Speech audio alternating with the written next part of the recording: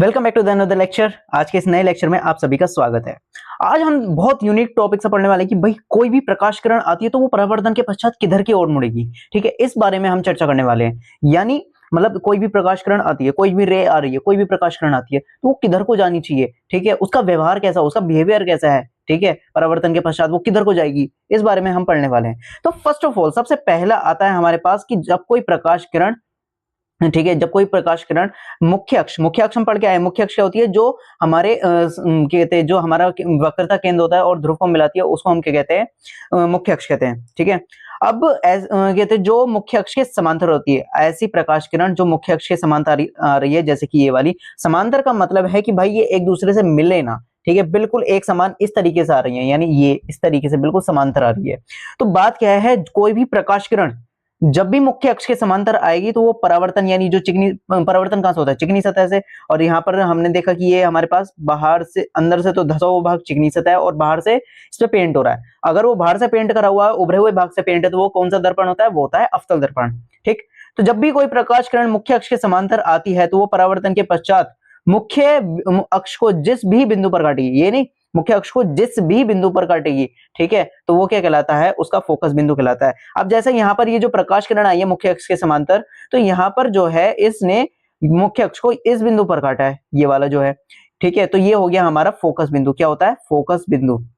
तो हम इस बात को याद रखेंगे, जब भी कोई प्रकाश किरण मुख्य अक्ष के समांतर आती है, ठीक है, तो वो क्या है, कहते परावर्तन के पश्चात तो मुख्य अक्ष को जिस बिंदु पर भी काटेगी तो वो क्या कहलाता है, उसका फोकस बिंदु कहलाता है।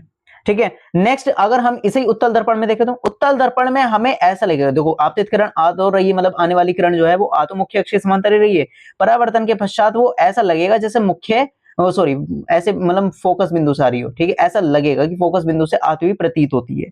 ठीक है, इसमें ऐसा लगता है उत्तल दर्पण में कि वो फोकस बिंदु से आ रही है, लेकिन वो क्या है, मुख्य अक्ष के समांतर आती है और ऐसे ऊपर की ओर निकल जाती है। क्योंकि बात क्या है, जो उत्तल दर्पण है उसका ऊपर वाला भाग, यानी जैसे ये उत्तल दर्पण है तो इसका ये वाला भाग जो है ये परावर्तक पृष्ठ है, यहां से रिफ्लेक्शन होगा और ये जो अंदर वाला भाग है इस पर हम पेंट कर देंगे।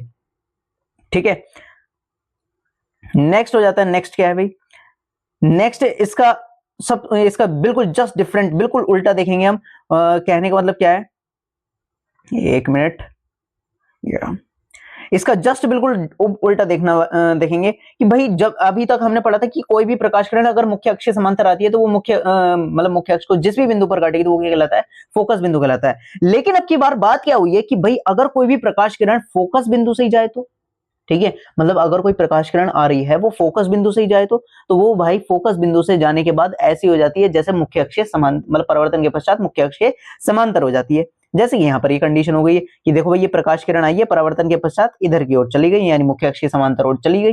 ठीक है, और इसमें क्या हो जाएगा, इसमें ऐसा लगेगा कि भाई जो प्रकाश किरण है वो फोकस की तरफ आ रही है, लेकिन परावर्तन के पश्चात क्या हो रही है, वो मुख्य अक्ष के समांतर हो जाती है। मतलब ऐसा लग रहा है जैसे फोकस की तरफ आ रही है। ठीक है, वो मुख्य अक्ष के समांतर हो जाती है। ठीक, थर्ड पॉइंट में हम देखेंगे, अगर कोई भी प्रकाश किरण अगर वक्रता केंद्र से होकर निकले तो, वक्रता केंद्र से याद आया कि हमें पता होना चाहिए वक्रता केंद्र का मतलब क्या है। वक्रता केंद्र किसे कहते हैं भाई, वक्रता केंद्र होता है कि कोई भी जो हमारे पास कहते हैं दर्पण है, वो जिस भी खोखले गोले का भाग है उसका केंद्र क्या कहलाता है, वक्रता केंद्र कहलाता है। अब आपको एक बात पता होनी चाहिए कि वक्रता केंद्र से अगर कोई भी रेखा निकलती है, यानी किसी भी वृत्त के सेंटर पॉइंट से कोई भी रेखा निकलती है तो वो उसके सरफेस के साथ 90 डिग्री एंगल बनाती है। ठीक है, कौन कितने डिग्री, 90 डिग्री। अब हम कुछ दिनों पहले एक रूल पढ़ के आए थे, कुछ दिनों पहले क्या मतलब इसी से पिछला टॉपिक जो था हमारे पास, क्या कि कहते परावर्तन के नियम में हमने एक नियम पढ़ा था कि कोई भी प्रकाश किरण जितने कोण पर आती है उतने कोण पर ही वापस चली जाती है, यानी जैसे आई है वैसे ही वापस चली जाएगी, ये हम पढ़ के आए थे। अब देखो जब कोई प्रकाश किरण 180, मतलब एक लेयर है, ये पूरी लेयर है, इसका कोण कितना होगा, रेखा का कितना होता है, 180 डिग्री। ठीक है, 180 डिग्री होता है। अब कोई भी प्रकाश किरण जितने कोण पर आती है उतने पर ही वापस जाती है, यानी वक्रता केंद्र को जो है वो से कितना कोण बना रहा है, वक्रता केंद्र से आने वाली किरण 90 डिग्री बना रही है, तो वो 90 डिग्री पर ही वापस जाएगी, है ना, पॉइंट हुआ। तो अगर कोई भी प्रकाश किरण वक्रता केंद्र से मतलब आती है, वक्रता केंद्र से होती आती है, तो वो उसी दिशा में वापस लौट जाती है। ठीक है, क्योंकि वो क्या है, उतने ही एंगल पर वापस जा रही है, उतने ही कोण पर वो वापस जा रही है। ठीक है, जैसे कि यहाँ पर आप देख सकते हैं, उत्तल दर्पण में भी देख सकते हैं कि उत्तल दर्पण में हमें क्या है, ऐसा लगेगा कि वो क्या है, वक्रता केंद्र से आती हुई प्रतीत होगी। ठीक है, वक्रता केंद्र से आती हुई प्रतीत होगी। सीधी सी बात है, उत्तल दर्पण में प्रतीत होना है, मतलब ऐसा लगेगा, और अवतल दर्पण में वो वास्तविक रूप से होगा। ठीक, फोर्थ आता है, फोर्थ पॉइंट की हाँ भाई, कोई भी जो हमारे पास मतलब कोई भी दर्पण है, ठीक है, अगर उसके ध्रुव पर कोई प्रकाश किरण आती है तो क्या होगा। तो हम पहले से ही हम अभी ये रूल के बारे में डिस्कस कर रहे थे कि भाई जो कोई भी प्रकाश किरण जितने भी कोण पर आएगी उतने ही कोण पर वापस आएगी, यानी I इज इक्वल टू होता है R, है ना, ये पढ़ के आए थे। अब किसी भी ध्रुव पर अगर कोई भी प्रकाश किरण आती है तो वो क्या है, उतने ही कोण पर वापस चली जाती है। कोई भी प्रकाश किरण आएगी और उतने ही कोण पर वापस चली जाएगी, ये ऐसा होता है। ठीक है, उत्तल दर्पण में भी देखेंगे कि हाँ भाई कोई भी प्रकाश किरण आई है ध्रुव पर, ध्रुव क्या होता है, जो हमारे पास कहते हैं जो लेंस होता है, जो सॉरी लेंस की बात करेंगे, यहाँ पर दर्पण की बात करेंगे, शीशे की बात करेंगे, तो जो दर्पण है, दर्पण के मतलब मध्य केंद्र जो होता है, केंद्र बिंदु जो होता है, जैसे कि ये, ठीक है, उसको हम कहेंगे क्या, ध्रुव। दर्पण का जो केंद्र बिंदु होता है उसको हम क्या कहेंगे, ध्रुव। तो जो भी अभी कोई प्रकाश किरण ध्रुव पर आती है तो वो क्या करते हैं, जिस एंगल पर आ रही है, जिस कोण पर आ रही है, उसी कोण पर वापस चली जाएगी, I इज इक्वल टू होता है R। बस ये है कि उसकी दिशा थोड़ी सी बदल जाएगी, तिर्यक दिशा में ही परिवर्तित होती है। ठीक है, तिर्यक यानी मुड़ी हुई। किसी गोलीय दर्पण के ध्रुव की P की और मुख्य अक्ष की तिर्यक दिशा में आपतित प्रकाश किरण तिर्यक दिशा में ही परावर्तित होकर आपतित तथा परावर्तित प्रकाश किरण मुख्य अक्ष के समान कोण बनाती है, यानी I बराबर हो जाता है R। ठीक है, इसके बाद हम नेक्स्ट वीडियो में बात करने वाले हैं अवतल दर्पण द्वारा प्रतिबिंब का बनना, यानी कोई भी अवतल दर्पण जब हम उसमें क्या करते हैं, प्रतिबिंब बनाते हैं, उस पर कोई लाइट आ रही है तो वो किस तरीके से वर्क करती है, वो हम देखने वाले हैं नेक्स्ट वीडियो में। ठीक है, वेट करेंगे नेक्स्ट वीडियो का। और फिर इससे पहले हम एक बार रिवीजन कर लेते हैं, क्विक रिवीजन करेंगे हम कि हाँ भाई क्या क्या हमने पढ़ लिया है।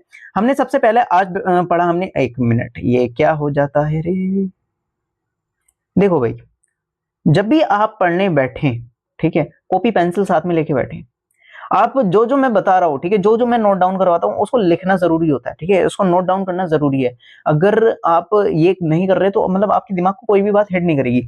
अगर अगर आप क्या कहते हैं, कोई भी चीज मतलब केवल सुन रहे हैं, ठीक है, तो वो अपने आपके दिमाग को इतना हिट नहीं करती है। लेकिन अगर आप उस चीज को अपने हाथ से लिख भी रहे हैं तो वो एक क्या है, आप सुन भी रहे हैं, उसको समझ भी रहे हैं, और वो अपने हाथ के द्वारा प्रोसेस चल रहा है, यानी आप पूरा एक प्रोसेस कंप्लीट कर रहे हैं, जिसकी वजह से क्या है, वो आपके दिमाग को हिट कर जाता है, हिट कर जाती है बात, जिसकी वजह से आपको अच्छे से समझ में आता है। ठीक है, तो आप जब भी बैठे पढ़ने के लिए तो कॉपी पेंसिल लेके बैठे। ठीक है, ये बहुत जरूरी होता है भाई। तो हमने भाई सबसे पहले हमने पढ़ा कि अगर कोई भी प्रकाश किरण आती है, ठीक है, यानी अगर कोई भी प्रकाश किरण मुख्य अक्ष के समांतर आती है तो वो मुख्य अक्ष को जिस भी बिंदु पर काटेगी वो उसका क्या कहलाता है, फोकस बिंदु कहलाता है। ठीक है, जब भी कोई प्रकाश किरण आ रही है, अगर मुख्य अक्ष के समांतर आती है तो वो मुख्य अक्ष को जिस भी बिंदु पर काटेगी परावर्तन के पश्चात, वो क्या कहलाएगा, उसका फोकस बिंदु कहलाता है। ये इसका रूल है, फोकस बिंदु से होके जाती है। दूसरा नियम क्या पढ़ा था कि भाई यदि कोई एक मिनट,